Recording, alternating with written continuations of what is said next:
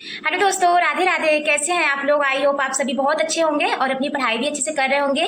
Friends, बहुत दिनों से हमारी वीडियो नहीं आ रही थी क्योंकि मेरा एग्ज़ाम था। आप लोग पूछ भी रहे थे किस चीज़ का एग्ज़ाम था, तो मेरा डीएलएड का एग्ज़ाम था, बीटीसी, जो कि टीचर के लिए होता है। तो उसी का एग्ज़ाम था। मेरा डीएलएड सेकेंड सेमेस्टर चल रहा है अभी, तो उसी का एग्ज़ाम था, तो मैं वही देने गई थी। फिलहाल मैं आ गई हूँ अपने घर और अभी हम फिर से रीस्टार्ट कर देते हैं अपनी तैयारी रेलवे एग्ज़ाम के लिए।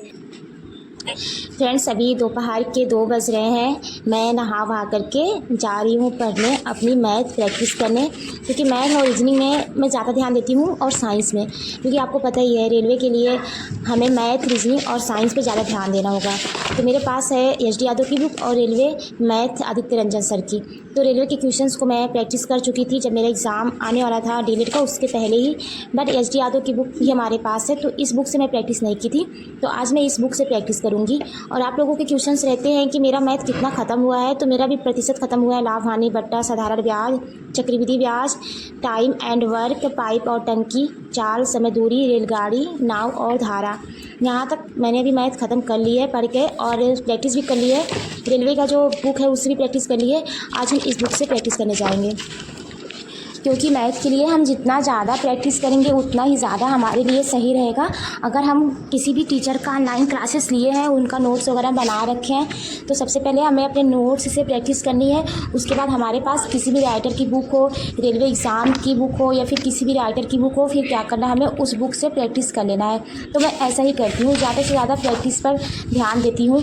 बट मुझे ऑनलाइन क्लासेस भी अभी लेना है, बट कल से हम स्टार्ट कर देंगे अपना ऑनलाइन क्लासेस लेना, क्योंकि मुझे अभी रेशियो से ऑनलाइन क्लासेस लेनी है।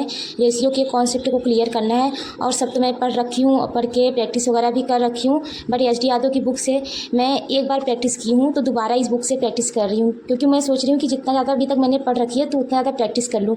मेरे पास नोट्स था, इस बार नोट्स था, उसी में मैं नोट डाउन करती हूँ। बट जहाँ पर मैं एग्ज़ाम देने गई थी वहाँ पर एक बच्ची थी, उसने मुझसे वो नोट्स ले लिया, क्योंकि उसमें मैंने बस एक पेज लिखा हुआ था। फिर मैं उसको दे दी, और अभी हमारे पास कोई कॉपी वगैरह रखी नहीं है, तो आज मैं मंगवाई हूँ किसी से कि मैं आज जैसे ही हमारी कॉपी आ जाएगी कल से हम ऑनलाइन क्लासेस स्टार्ट कर देंगे। तो फ्रेंड्स, मैंने मैथ की प्रैक्टिस कर ली है, प्रतिशत हानि, प्रतिशत में कमी, क्योंकि परसेंटेज के क्वेश्चंस को मैंने प्रैक्टिस की है। तो इसमें हानि और कमी के क्वेश्चंस को टाइप वाइज दिया हुआ है एच.डी. यादव की बुक में, तो इसलिए मैं टाइप वाइज सॉल्व कर रही हूँ।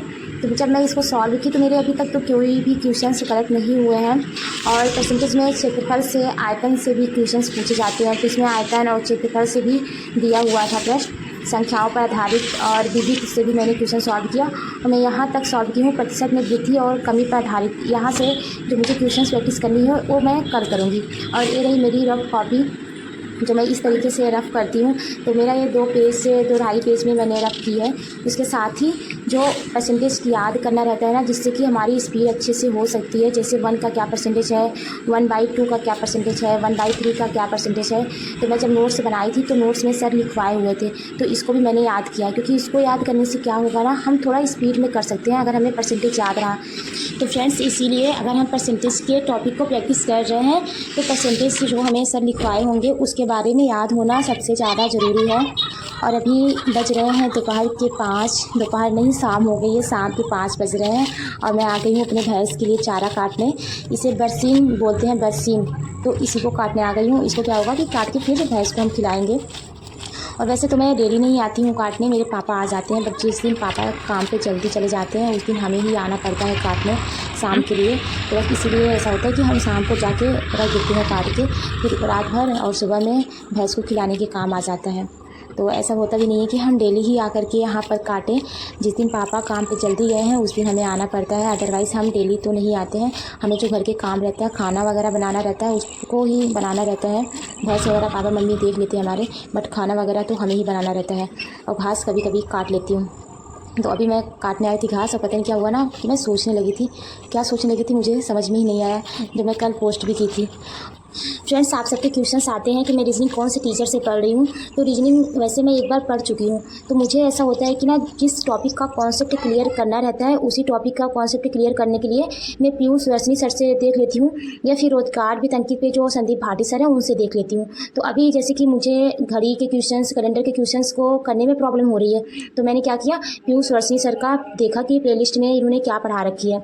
वैसे रेलवे के लिए सर 32 क्लासेस लिए हैं, प्रैक्टिस करवाए हैं, तो इसे भी प्रैक्टिस प्रैक्टिस हम एक एक टॉपिक को देखेंगे। अभी तो नहीं देखे हैं बट इसको भी देखेंगे जो सर प्रैक्टिस करवा रखे हैं रेलवे एग्ज़ाम के लिए।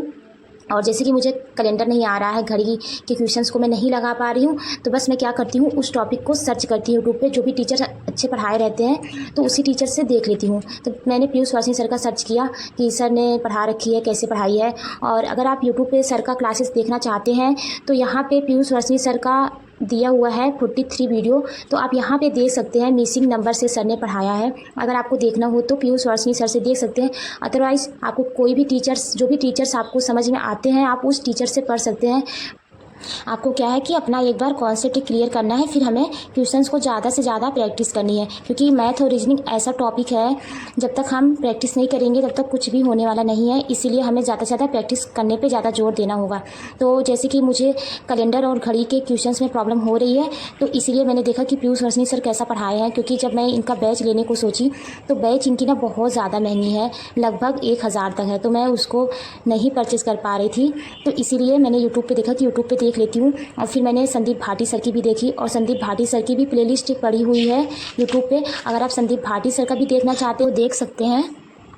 और अरुण सर भी बहुत अच्छा पढ़ाते हैं। तो जिस भी टीचर से समझ में आए, मुझे 3 टीचर्स समझ में आते हैं यूट्यूब पे, बट अगर आप जिस भी टीचर से पढ़ रहे हो, जो भी टीचर आपको समझ में आते हो, उनसे आप पढ़ सकते हैं। संदीप भाटी सर का क्या है कि पूरा प्लेलिस्ट आपको मिल जाएगा। अरुण सर का प्लेलिस्ट नहीं मिलेगा। पीयूष वासनी सर का प्लेलिस्ट मैंने दिखा दिया है, और संदीप भाटी सर का भी। तो अगर आप इन दोनों टीचर से पढ़ना चाहते हैं तो पढ़ लीजिएगा। अदरवाइज अगर आपको किसी भी टीचर से अच्छे से समझ में आ रहा है, जिस भी टीचर से आप पढ़ रहे हैं, तो उस टीचर से आप अपनी पढ़ाई कंटिन्यू करते रहिए। Thank you so much my dear friends. मिलते हैं नेक्स्ट वीडियो में। Take care.